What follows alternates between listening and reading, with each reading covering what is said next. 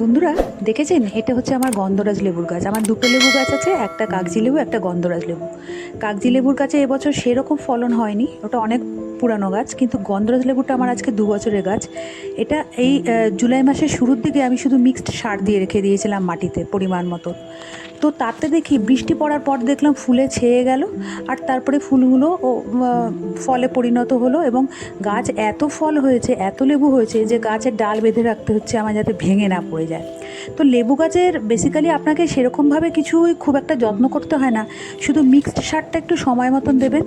আর নভেম্বরে যখন এর ডরমেন্ট পিরিয়ডে চলে যাবে, মানে শীত ঘুমে চলে যাবে, তার আগে ওকে সার দিয়ে, মিক্সড সার আর বেশ পরিমাণ মতন ভার্মি কম্পোস্ট আর গোবর সার দিয়ে রেখে দেবেন। পরের বছর ফেব্রুয়ারি মাস নাগাদ আবার দেখবেন ফুল আসতে আরম্ভ করেছে, তারপরে যা যা আপনার খাবার দেওয়ার, আগে ফুল আসবে, যখন ফলে পরিণত হবে তখন যা খাবার দেবেন।